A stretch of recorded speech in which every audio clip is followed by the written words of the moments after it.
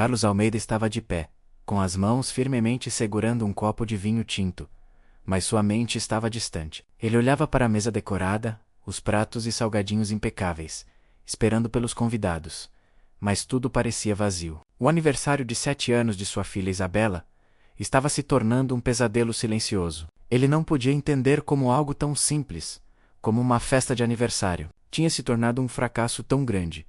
Isabela estava sentada perto da janela, olhando pela vidraça com os olhos tristes e cheios de expectativa. Papai, quando os meus amigos vão chegar? A pergunta simples e sincera cortou o coração de Carlos. Ele queria dar uma resposta que a confortasse, mas não sabia o que dizer. Apesar de ter investido uma fortuna em uma festa de luxo, nenhuma das 20 crianças convidadas havia aparecido. O animador de festas estava em pé na cozinha, olhando para o celular, inquieto, e os salgadinhos e refrigerantes aguardavam em vão. Carlos tentou dar o melhor para sua filha. Ele contratou os melhores fornecedores da cidade, um buffet de primeira linha, até mesmo um palhaço contratado especialmente para o evento. Mas nenhuma dessas coisas parecia importar para as crianças da classe média alta, que receberam os convites, mas não apareceram. O que doía ainda mais em Carlos era que, apesar de toda a sua riqueza, ele não podia dar a Isabela a única coisa que ela realmente desejava: amigos verdadeiros. Ele olhou para Isabela novamente, que não conseguia disfarçar sua decepção. A menininha estava se perguntando por que ninguém estava lá para comemorar com ela, como qualquer criança deveria esperar em um aniversário. Ele sabia que era um reflexo das coisas que aconteciam após o acidente trágico, quando ela perdeu a capacidade de andar, e também a mãe, que morreu no mesmo dia. As crianças que antes brincavam com Isabela, suas amigas da escola, se afastaram lentamente. As desculpas chegaram por mensagens de WhatsApp. Desculpe, tenho um compromisso. Estou viajando. Vou para a festa de outro amigo. Mas Carlos sabia a verdade. As crianças se sentiam desconfortáveis com a deficiência de Isabela, enquanto ele refletia sobre o que fazer. A campainha tocou. Carlos abriu a porta, esperando, ao menos, que algum convidado atrasado tivesse chegado. No entanto, o que ele viu foi algo completamente inesperado. Um menino magro, com cabelos bagunçados, vestindo uma camiseta do Homem-Aranha e chinelos velhos, estava de pé à sua frente. Bom dia, senhor. Meu nome é Diego Silva. Eu moro ali no conjunto habitacional, disse o menino, com um sorriso largo. Vi as bolas coloridas e ouvi a música. Posso participar da festa? Carlos ficou surpreso, mas não pôde deixar de sentir uma certa simpatia pelo garoto. Ele estava tão diferente das crianças ricas, que haviam sido convidadas, mas que não apareceram. Sem pensar muito, ele abriu a porta e disse: Claro, pode entrar. Quando Diego entrou, Isabela o viu de longe e seu rosto se iluminou imediatamente. Você veio para a minha festa? Ela perguntou, a animação transbordando em sua voz. Eu gosto da sua camisa do Homem-Aranha. Diego sorriu, olhando para sua camiseta, um pouco desgastada pela quantidade de vezes que fora lavada. Obrigado. É minha favorita. Minha avó diz que o Homem-Aranha ensina que, com grandes poderes, vem grandes responsabilidades. Sem hesitar, Diego se aproximou de Isabela, sentando-se ao lado dela, e começou a conversar, como se já fossem grandes amigos. Carlos observava de longe, surpreso e um tanto desconfortável. Ele imaginou que Diego poderia estar se sentindo fora do lugar, mas o que ele viu foi algo totalmente diferente. O menino não estava olhando para Isabela com pena. Ele não a tratava como uma pessoa diferente. Pelo contrário, ele estava ali para brincar com ela de verdade. Sem julgamentos, nos minutos seguintes, Diego se dedicou totalmente a Isabela. Juntos, eles inventaram histórias fantásticas, onde Isabela era uma princesa guerreira, comandando um trono mágico que podia voar pelos céus. Carlos ficou encantado com a naturalidade com que os dois interagiam, como se já fossem amigos há muito tempo. Não havia constrangimento de nenhum dos lados. A conexão entre eles foi instantânea e genuína. Enquanto Diego e Isabela brincavam, Carlos se sentou em um canto da sala, tentando processar tudo o que estava acontecendo. Ele estava ali, com um copo de vinho na mão, mas sem conseguir aproveitar o momento. Ele ficou pensando em como era possível que uma criança da comunidade próxima, que não tinha nada, fosse capaz de trazer tanta felicidade para sua filha, enquanto as crianças privilegiadas, com todas as vantagens que a vida poderia oferecer, haviam se mostrado indiferentes. Quando ele finalmente conseguiu juntar coragem, se aproximou de Diego. Diego, como você soube da festa? Ele perguntou, enquanto cortava o bolo, tentando disfarçar a curiosidade. Diego olhou para ele, como se a resposta fosse óbvia. Eu estava indo para a padaria comprar pão para minha avó. E vi você, lá na janela. Aí eu pensei, por que não perguntar? Minha avó sempre diz que quando vemos alguém precisando de um amigo, a gente vira amigo dessa pessoa. A resposta do garoto fez Carlos se sentir ainda mais tocado. Diego não fazia ideia do quanto suas palavras tinham significado para ele. O que estava acontecendo ali, naquele momento, era uma verdadeira lição de vida para Carlos, que passava sua existência focado no trabalho, nos lucros e na busca incessante por mais. Ele nunca havia se permitido aprender algo tão simples, mas tão profundo, como a verdadeira amizade.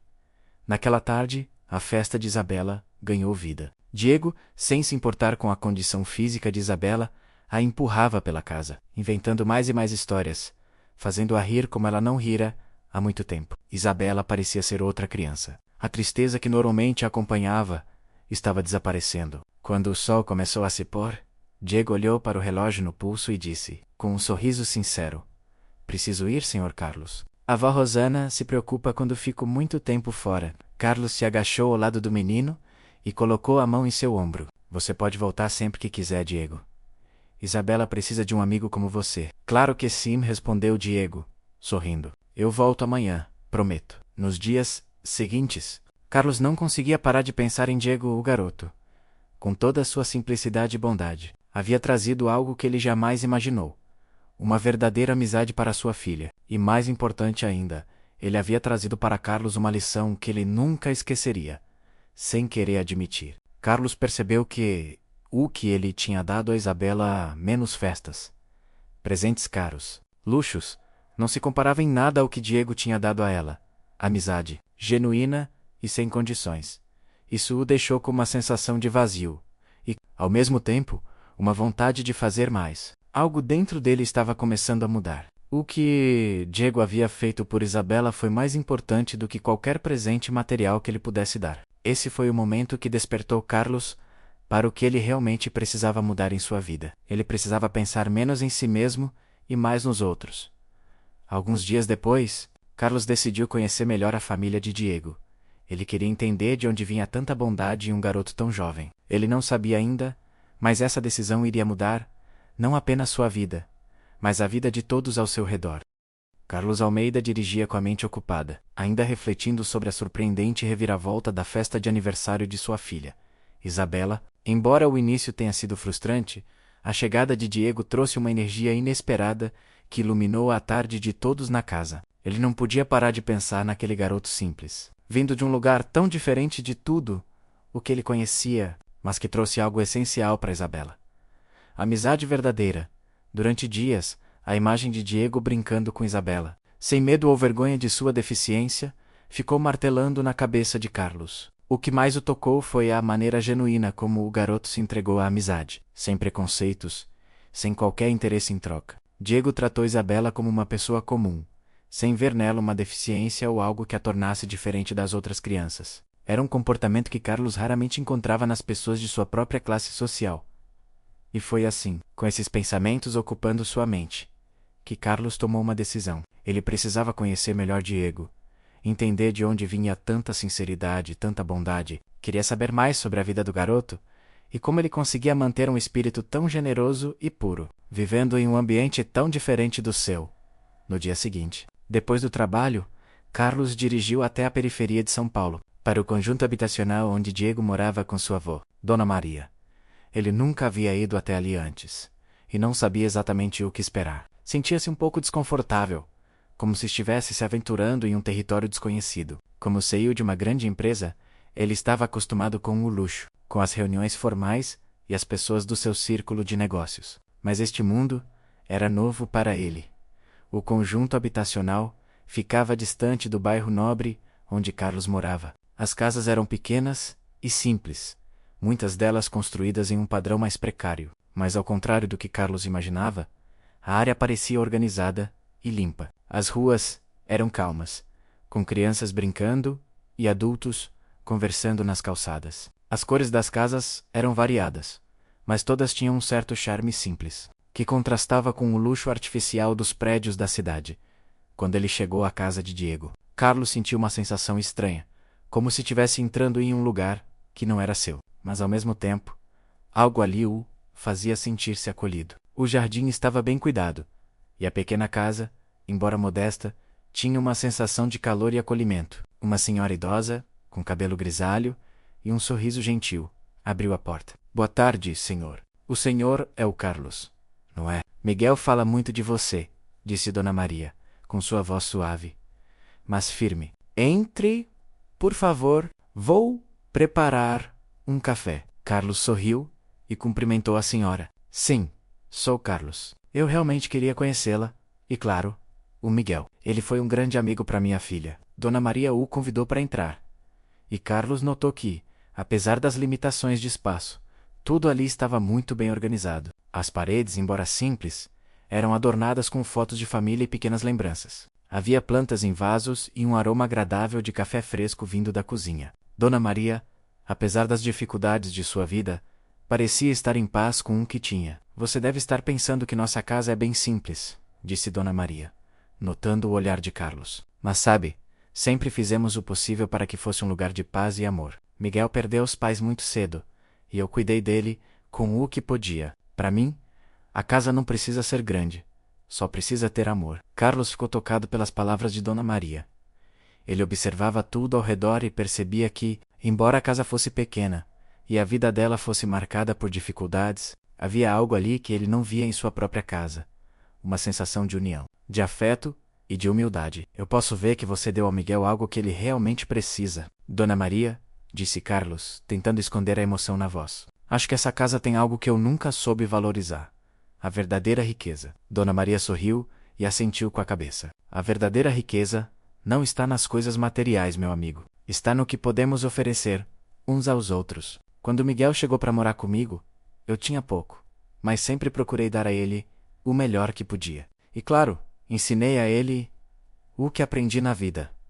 A generosidade, o respeito, a bondade. Essas são as riquezas que ninguém pode tirar de nós. Enquanto conversavam, Miguel entrou na sala. Ele estava um pouco mais tímido do que no dia da festa, mas ainda com seu sorriso largo e amigável. Oi, senhor Carlos, disse ele, timidamente. A senhora falou muito de você. Obrigado por ter ajudado a Isabela. Carlos sorriu e se abaixou para ficar na altura do garoto. Eu que agradeço a você, Miguel. Você fez minha filha muito feliz. E sinceramente eu aprendi muito com você. Miguel olhou para ele, como se estivesse tentando entender o que Carlos queria dizer. Mas ao invés de perguntar, ele simplesmente sorriu e se sentou ao lado de Carlos. Acho que a gente precisa ajudar uns aos outros, né? Minha avó sempre me fala isso. Carlos ficou em silêncio, por um momento, pensando nas palavras simples mas profundas de Miguel. Era algo que ele nunca havia realmente entendido até então. Ele sempre achou que, para ajudar, era necessário ter muito dinheiro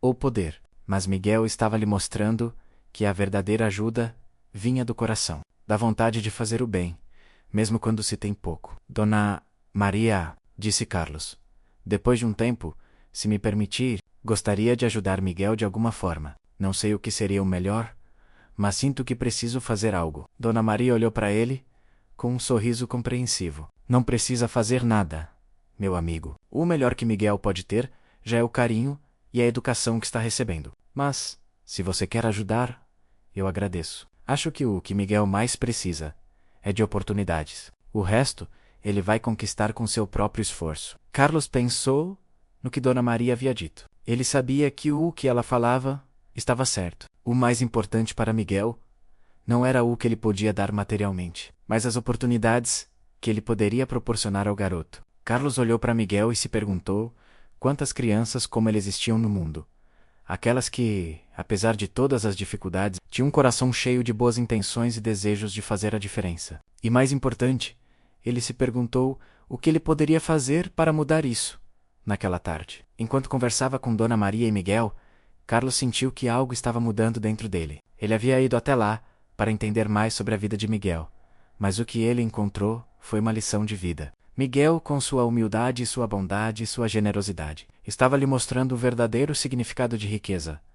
Antes de se despedir, Carlos se inclinou e deu um abraço em Miguel. Prometo que farei o possível para ajudar, Miguel. E, acima de tudo, Continuarei aprendendo com você. Obrigado, Sr. Carlos, respondeu Miguel, com um sorriso tímido. E, quando quiser voltar, é só vir. A casa é sua. Carlos saiu da casa com um coração cheio de novas perspectivas. Ele sabia que não seria fácil mudar sua visão sobre o mundo, mas naquele momento, ele estava decidido. Ele faria a diferença, não só para sua filha, mas para muitas outras crianças que, como Miguel, precisavam de uma chance para brilhar. Ele estava apenas começando a entender o que significava ser verdadeiramente rico.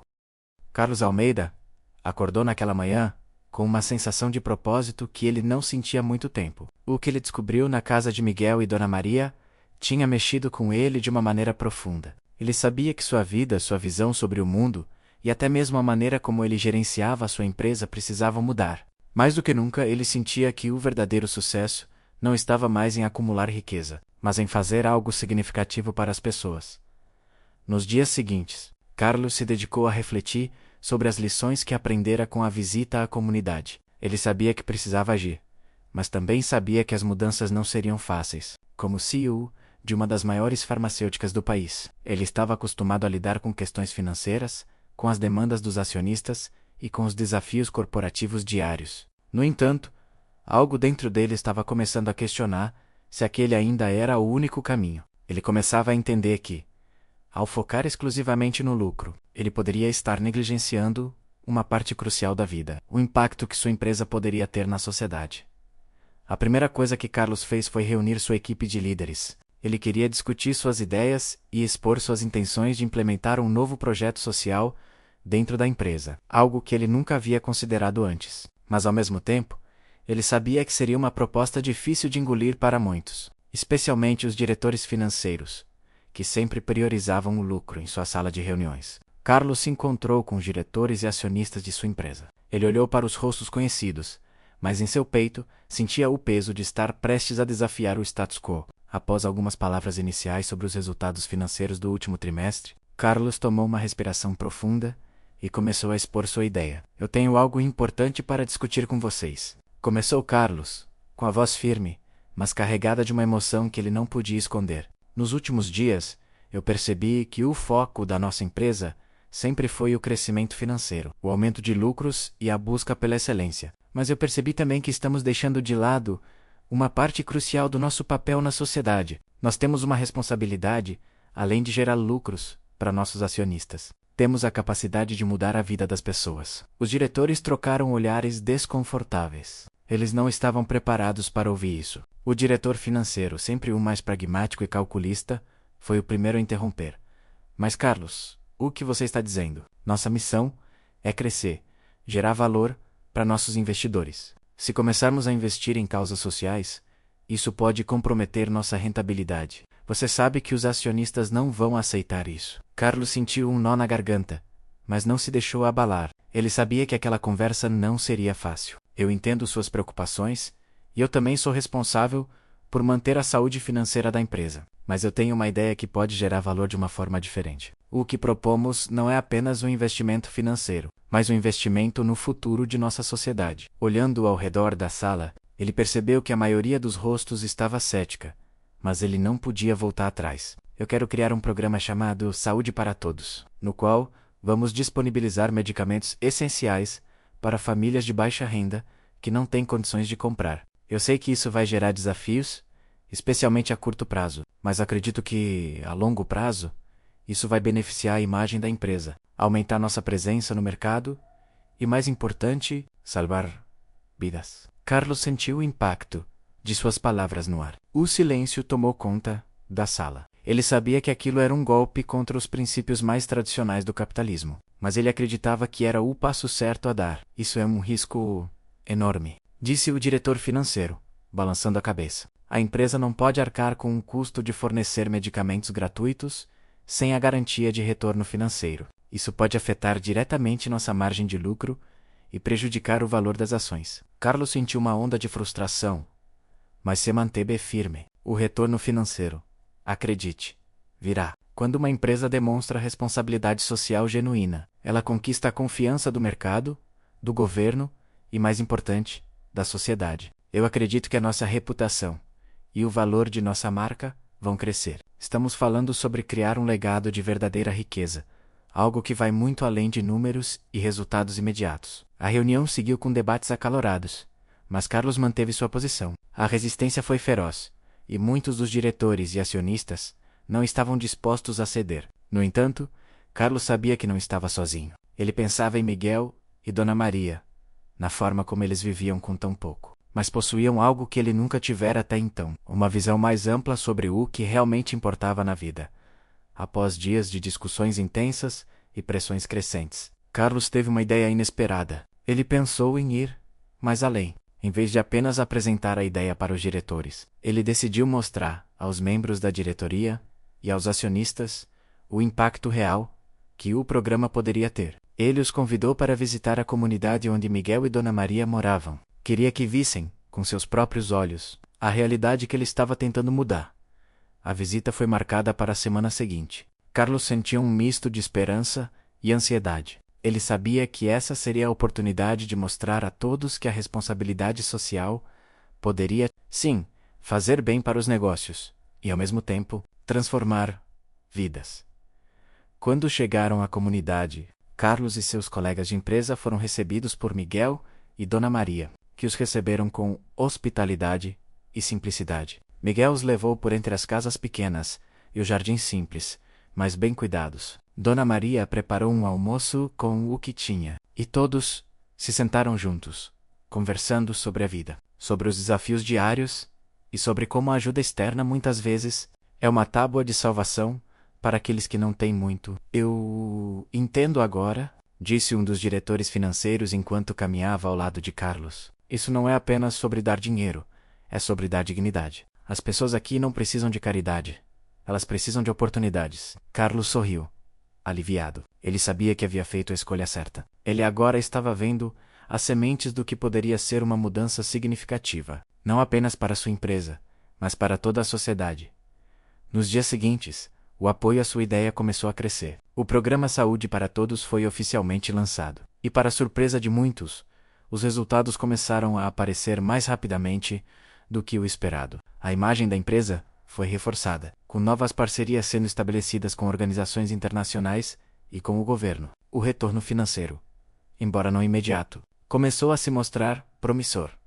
Carlos, agora mais convencido do que nunca de que o caminho da responsabilidade social era a chave para o futuro, observava como sua visão estava transformando a cultura da empresa. Ele sabia que ainda havia muito a fazer, mas o impacto que ele via na vida das pessoas já era recompensador o suficiente para justificar todos os desafios que ele havia enfrentado.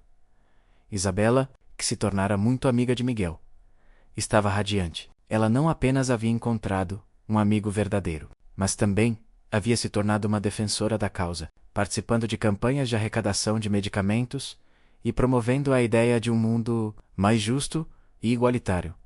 Naquela tarde, durante o aniversário de Isabela, realizado na comunidade de Miguel, Carlos observou as crianças brincando juntas, sem distinção de classe social. Miguel e Isabela estavam jogando bola com outras crianças, rindo e se divertindo. Dona Maria se aproximou dele, com um sorriso tranquilo no rosto. Viu como uma semente de bondade pode transformar uma floresta inteira? Dona Maria disse, com uma expressão de satisfação.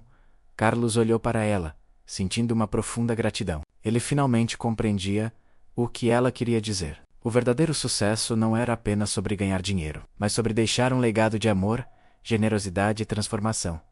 E com isso, ele soube que o caminho que estava trilhando era o certo. Ele havia começado a mudar o mundo à sua volta, e ainda havia muito mais a ser feito. A jornada estava apenas começando. Fim menos ou seria apenas o começo?